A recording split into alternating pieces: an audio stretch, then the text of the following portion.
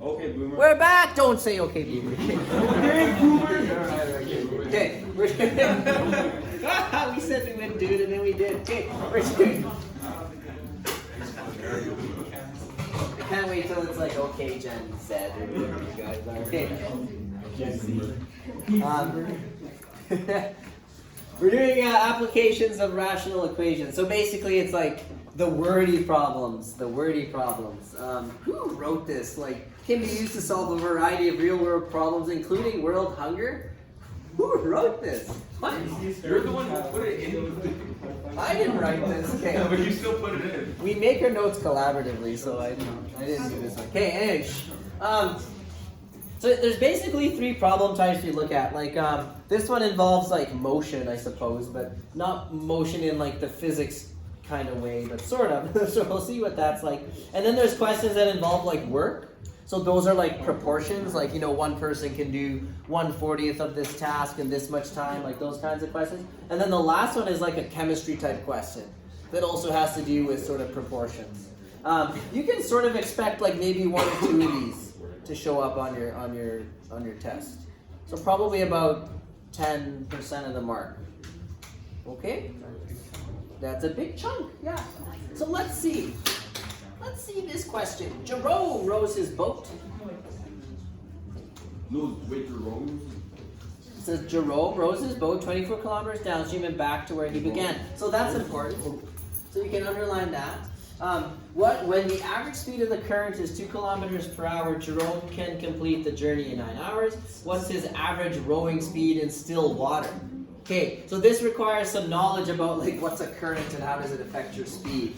So what do you guys think? And what the current is what? The speed of the water. Yeah, this like water's flowing, right? So we're let's just put the person in the water, okay? If the water is flowing that way, that's the current. And how does it affect your speed if you're going that way and the current's going that way? Faster.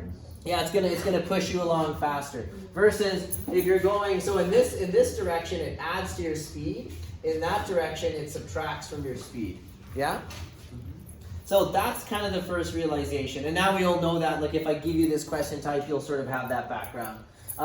So they're talking about his speed, his distance, and how much time it takes. And then it wants to know, well, what's his speed in still water? Well, your speed is what, as far as formula goes? Yes, it's distance over time. And that kind of makes sense, right? Right, like usually speeds, like in your car, it's kilometers per hour. So if your speed is telling you in 1 hour you will go this many kilometers. So that's your speed. And what I recommend you do is you make a table. So I'm just going to I'm going to sort of explain what this paragraph says just sort of directly. Make a table. You need to be organized in these questions. So for this one, I'm just going to show you, like, here's our table. Right, so we got distance, we got our speed. I'll just go S for speed, maybe D for distance, and T for time. Right, and then we got the information of when he's going downstream. By the way, downstream means you're moving with the current.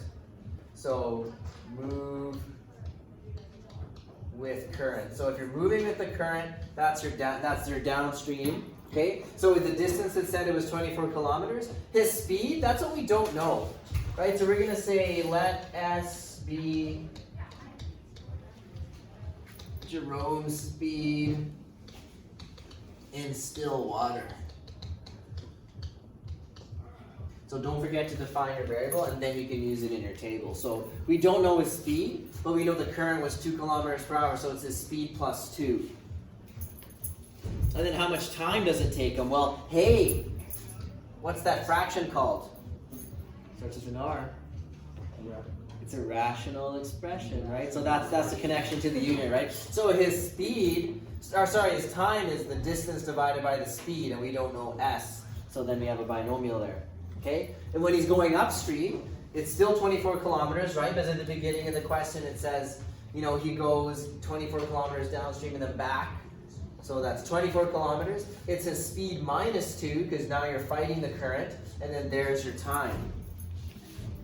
And then the last piece of information they gave us was that it takes 9 hours for him to do the entire journey. So when you take his time from the downstream portion plus his time from the upstream portion, we know it has to equal 9. Question. Why does it say s greater than 2? Because the speed has to be more than 2 for the weight. Yeah, you're on the right track. It has to be more than 2, but why specifically? Because if it wasn't 2, it would be like you're stationary, right? Yeah, It's like, yeah, that's one way of thinking about it, right? Like if the current is 2, right, he would not be moving here, right? So it's sort of like your non-permissible values, isn't it? Sort of like if you solve that, then you get that his speed's got to be at least 2. Would it make sense to solve this one? Like, could our speed be negative? No. I mean, in physics, usually a negative sign just indicates you're moving in a certain direction, like left or right or up or down. But it wouldn't make sense for him to have a negative speed. All right. So now what? Can we solve that equation? You think? Yeah, we just did some mental math with questions harder than this. Yeah, we can solve this equation. Let's start. And that's it. That's all we're doing today. wait. Yeah, so instead of just being like solve this equation, now it's like here's a bunch of words, make up the equation, then solve it. Yeah. Putting a little bit of icing on your cake, you know? Just in case it wasn't enjoyable enough already. So what's my LCD? Wait, so you put a plus sign because you're adding the time to the Yeah, because it said the total time was 9 hours. So this is his upstream. This was downstream. This was upstream. So the amount of time it takes him for that plus the amount of time it takes him for that is 9. All right. What's our LCD then? Yes, good. You guys have been trained by a genius. Yeah, Mr. Portal. Yeah. That's S plus 2, S minus 2. So we're going to multiply both sides by that. Now I'm not sure if I gave myself quite enough room. I'm going to try.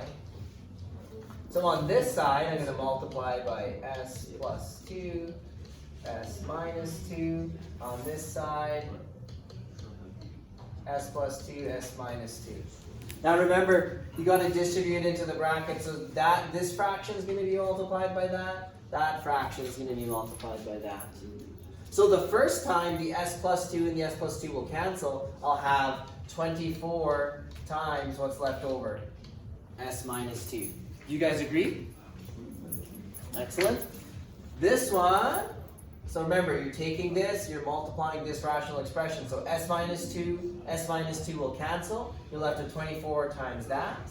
So plus 24 times S plus 2. And on the right-hand side, you're just going to have to probably FOIL that out. So let's work on that. Let's go 9. And, yeah, we'll do it. So S squared. Now it's a difference of squares, right? So the cross term, the middle term is going to cancel, right? You're going to get minus 2S plus 2S. So that's 0. And then positive 2 times negative 2. So you get that. So you get S squared minus 4. Alright. Over here, we'll distribute into the brackets as well. So we'll go 24 times S. And then 24 times negative 2, which is negative 48. And then we'll go 24 times S. And then 24 times positive 2, so you get positive 48. On the right-hand side, we'll distribute the 9 into the bracket. So we get 9S squared minus 36. Give me a moment. Any questions up to there? As we're getting close. So all we did was we expanded everything out, and we're going to start grouping some like terms. So the 48 they used as Well, they just happen to cancel out. You got a negative 48 and a positive 48, so that goes out to 0. And then you got 24S and 24S, so how many S's? 48 S's. And then equals 9S squared minus 36. So how do I know I'm going to factor this one?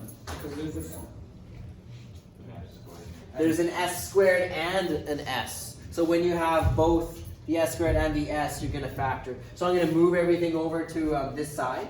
Keep your S squared term positive when you can. It just makes it slightly easier. So I'm going to subtract 48s on that side. I'm going to subtract 48s on this side. So on the left-hand side, be very careful not to lose it. You get 0, right? So if 0 equals 9s squared. And then I'm just going to write it in the order we're used to. So I'm going to write the negative 48s next, minus 36. Divide everything by 3. Very good. I was about to say, is there a greatest common factor here? Yes, sir. The answer is yes. It seems like I can divide by 3. Not 9? No.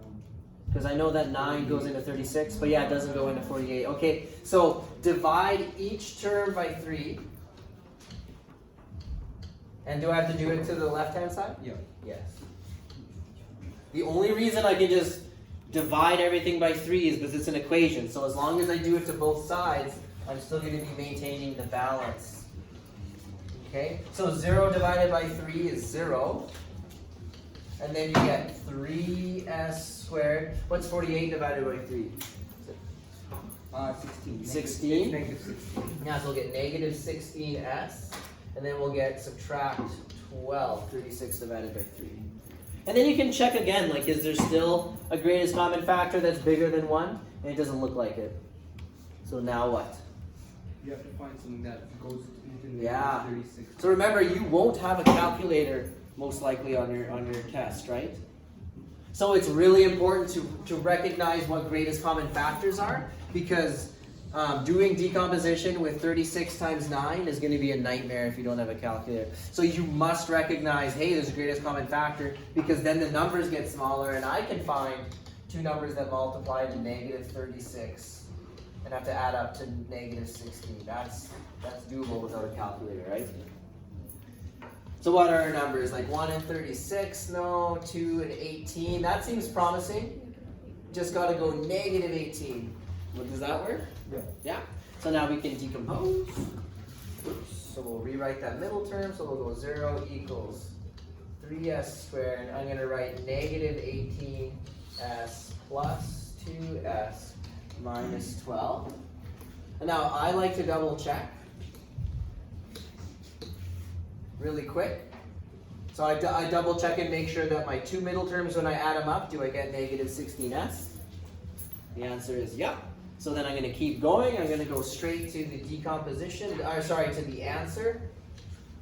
So I do my two empty brackets. I look at the first two factors here. I can pull out a 3s. And then in this bracket, I'm going to write what I get. So 3s squared divided by 3s is s. And then negative 18 divided by 3 is what? Negative 6? And then s divided by s is 1, so I just get s minus 6. And then I'm going to look at the last two factors, so these ones right here. And I need to get s minus 6, so it looks like I can pull out a positive 2. And then I double check. 2s divided by 2 is s. Negative 12 divided by 2 is negative 6. I'm done. No, then what's his speed? Well, I mean, I'm done Oh. decomposing. All right, use the zero product property, right? So you can set the first bracket equal to 0. You can set the second bracket equal to 0. So we get a couple answers. It was a speed. What was the units in the question? Kilometers an hour. Yes, you must include the units at the end. So you just at the end, we expect you to have the units. I'm not going to circle it yet. Over here, I'm going to get s equals negative 2 turns, kilometers per hour. And you cannot have a negative. Right, so it's kind of like, this is an answer I got, but in the context of the problem, no, we can't have a negative speed. Also, we needed s to be greater than 2, right? Otherwise, he'd be standing still in water. Okay? So then the only possible solution is this one. You should write a sentence, by the way, because it's a word problem, so you should say, Jerome's speed in still water is 6 kilometers per hour. Okay? The speed can't be Questions? 2 either, right? Because it's 24 over. Yeah, we talked about that. The speed can't be 2 or negative. Yeah, we talked about that. Yeah, you're right, 100%. All right, good?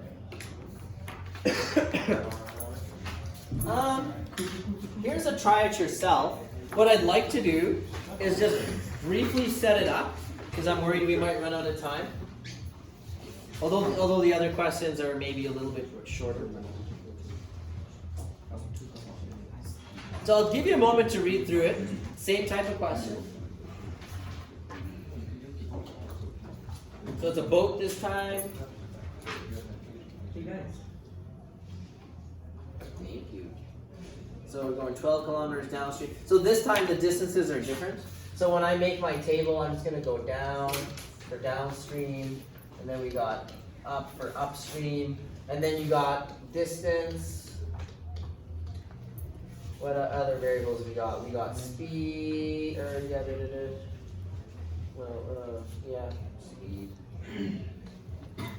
And then we got time. Remember, time is distance over, my bad. Speed is distance over time, yeah. So we'll see what happens. Let's see. Whoops. Okay, so like I said, I usually read the question a few times. So a boat travels at an average speed of 15 kilometers per hour. So we know the speed of the boat. I'll just write that over here for now to see where it fits in. The boat travels 12 kilometers downstream, so that's distance, and then 8 kilometers upstream. Determine the average speed of the current. Yes. All right. So time, if you solve this equation for time, it's distance over speed. Do you agree? Yeah. So for time, I know the distance. Oh, but I don't know what? The speed. Of what? The water. I don't know the speed of the water. So let S be speed of the current. But you got to define your variable. Preferably up there, I just ran out of room. So if we're going downstream, it says that the boat can go 15 kilometers per hour on its own. So downstream, are we going to be adding or subtracting the current? Subtracting. Wait, no. Adding. Adding, yeah. So that kind of definition of downstream means you're going with the current. So it'll be my speed plus. And then when I'm going upstream, it's going to be my speed minus. Which would make the time is distance over speed. So down here, well, downstream is 12 kilometers, and then divided by my speed, which is that. And then this one will be 8 over 50 minus S. So making the table, I feel, is really important to help you organize your thoughts. And don't we know the time as well to figure this? Well, yeah. Let's see. Let's see. That's a good point. We need to know the time. So I'm reading the question for the 4th or 5th time now, which is normal. Does it say anything about how much time? No. No? Well, it says the boat travels 12 kilometers downstream the same time as it travels 8 kilometers upstream. So like So it takes the same amount of time to go 12 kilometers downstream, right? Because the current is pushing you as it takes to go 8 kilometers upstream. So this time equals that time. Is that what they're saying? No. Yes. Well, wait, what? Yeah, they're saying that the downstream time, which is this, is the same as the upstream time. Yeah. So the equation I'm solving is downstream time is equal to the upstream time. And then you'd solve that. Which I'm gonna leave it at that. I will give you an answer so you can try it out on your own. You will get an answer. I got 3 kilometers per hour for the current. Okay? We did the tricky part. You guys have gotten really good at solving rational equations, so. But I mean, if you have issues, come and see me after, ask a friend. We just gotta keep going with the notes. Alright. So I mean, how many different ways do you think I can give you this question? Maybe not hundreds, right? But on the last question, just to compare for a second, on the last question, our variable was living in the average speed, and it's still living in the average speed. Like that's where it sort of got introduced. But like, there's so many different things I can do, right? Like the time is equal. Like I can give you the same question in a couple different ways for sure, right?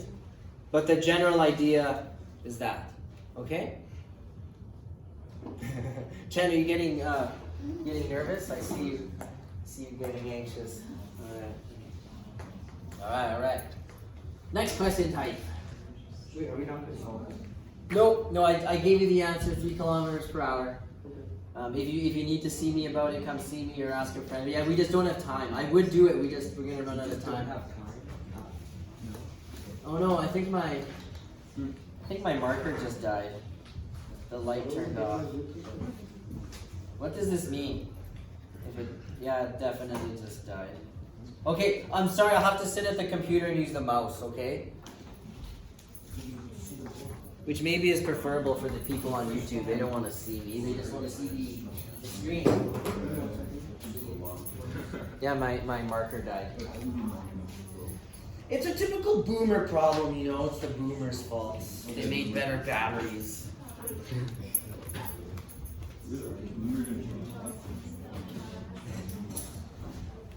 Did anybody post that to Twitter? Is that what that thing I said before? I can't remember what it was. It was funny though. Complaining about capitalism from my iPhone on Twitter. What did I say? Complaining about how good life is from my iPhone on Twitter. Like, do you guys realize how crazy that is? Like, we're gonna go off on a tangent. We don't want to do that. Anybody? Anybody? No? Man, you guys give me a big sad face.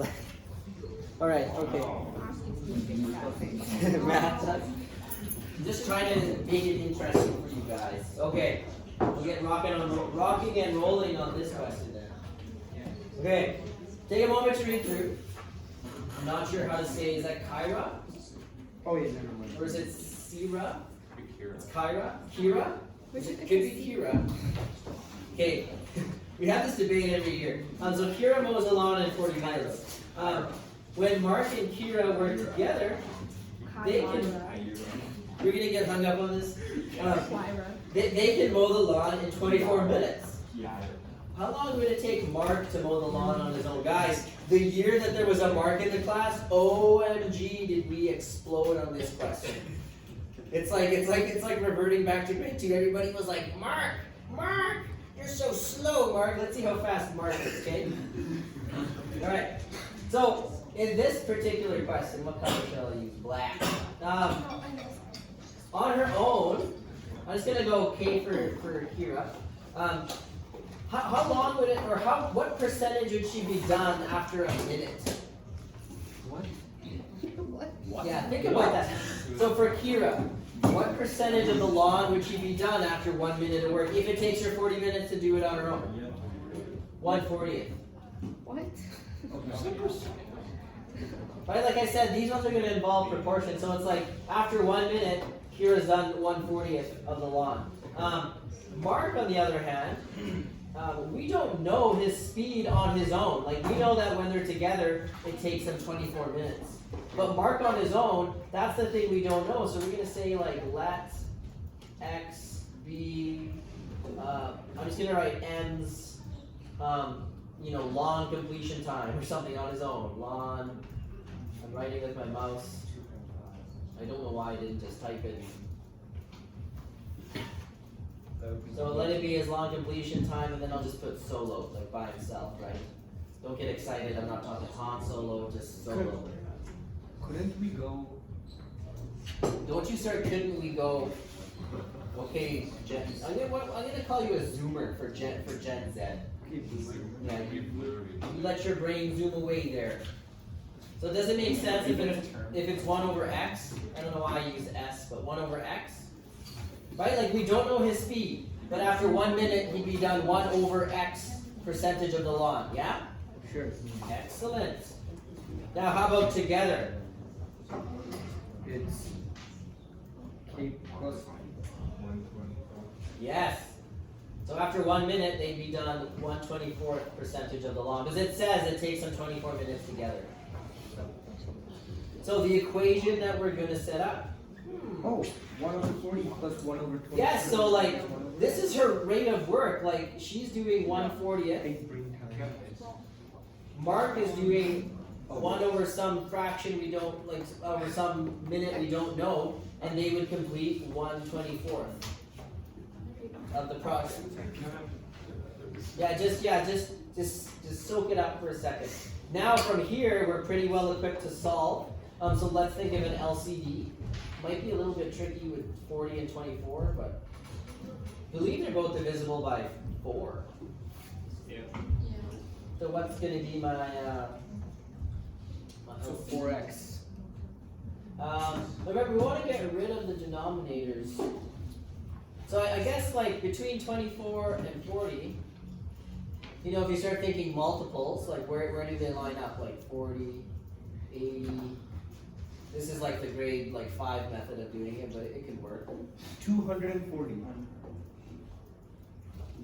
What comes after 48?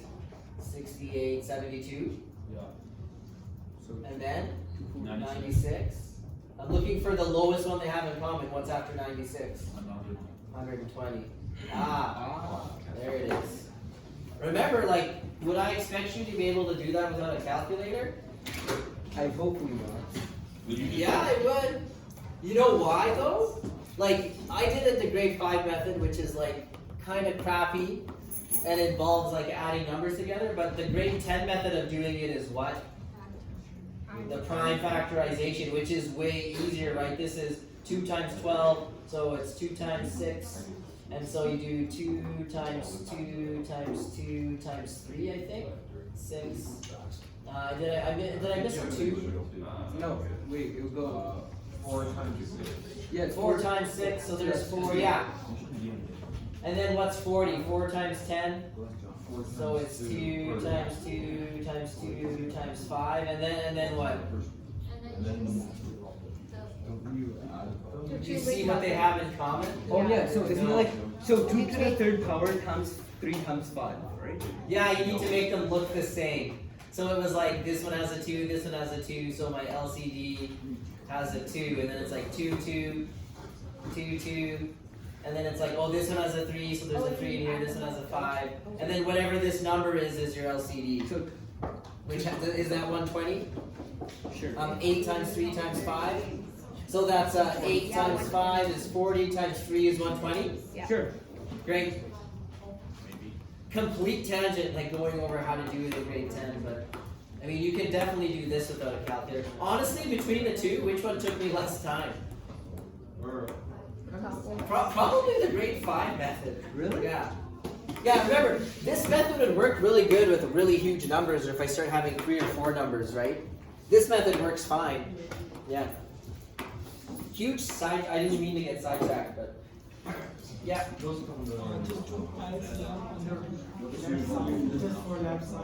Okay. We won't do that, but you could. Yeah, there's other ways to solve it. Yeah. Okay, we're back on track. So what we did is we found out the LCD. Excuse me. We also need to add in an X, right? So we get rid of that. So we're going to multiply this side by our LCD of 120X, and this side by 120X.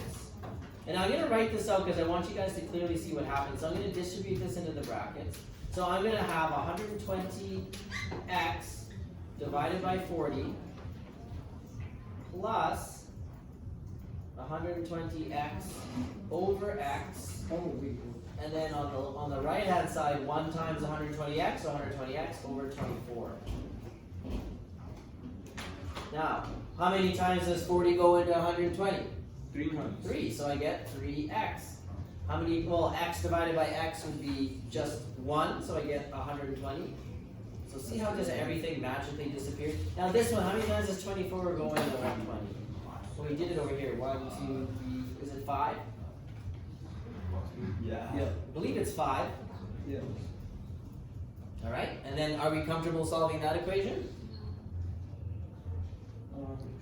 I hope so, right? Subtract 3x for both sides. So you get 120 equals 2x. And then divide both sides by 2, so you get 60. What were the units? Units? Minutes? Yeah, so 60 minutes. So, and this is the last year everybody laughed because Mark was slower. Go girls. Girl power. Mark, yeah, girl power. Mark can mow the lawn in 60 minutes. Right. So antifreeze is added to water to make a solution that's used in automobiles. Like if you take chemistry, like you have questions like this, and they're not that bad, but how much antifreeze must be added to 12 liters of water to make a solution that contains 40% antifreeze? So watch out, percentages always need to be divided by 100, right, to use them in a question, like, so that would be 0.4. And then we don't know how much antifreeze, so that's our unknown. You can say let X be liters of antifreeze.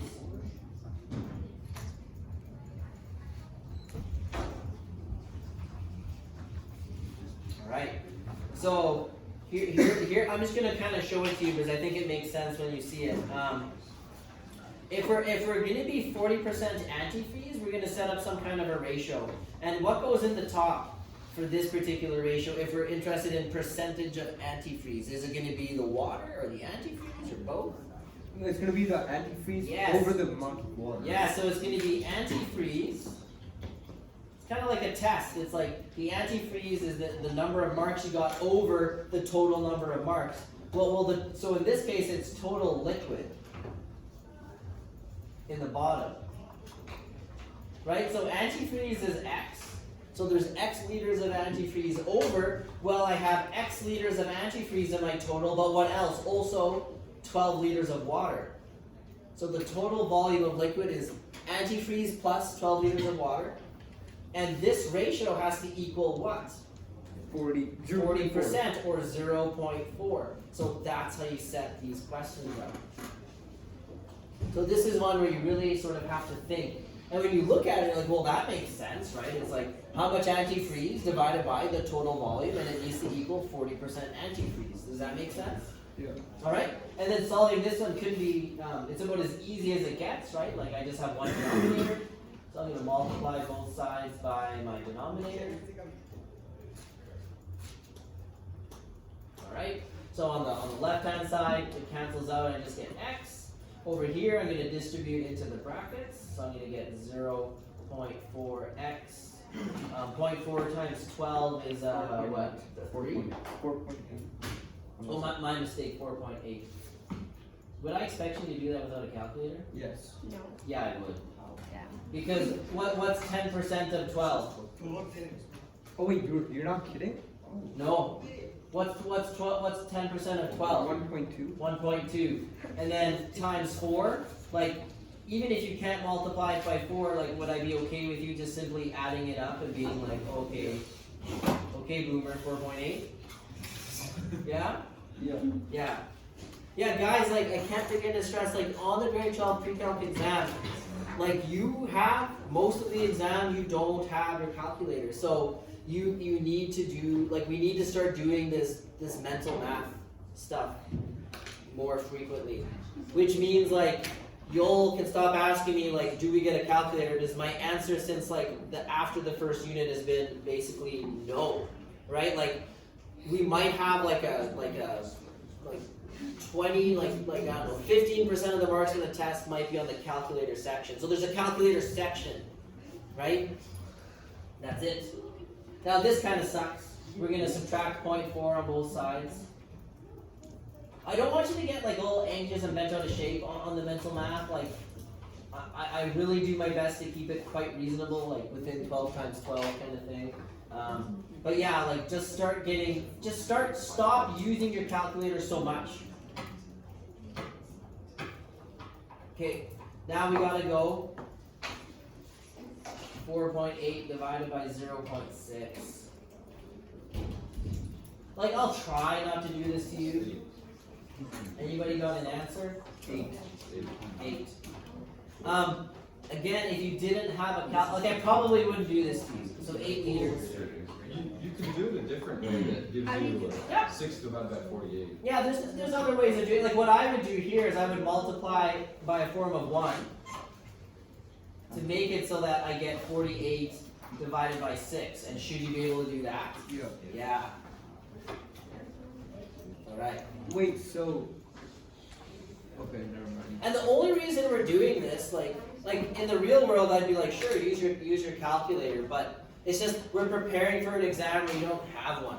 right? Like I'm not gonna give you that. Well, just wait till you're at the grocery store. It's like, no, it's like you're just gonna use your phone, right? But because we're preparing for an exam, where you can't do that. We have to, do this. Okay. Yeah, I'm always whipping out my phone at the grocery store because I'm always calculating which size of the product to buy, like which one is the least amount of money per product. Some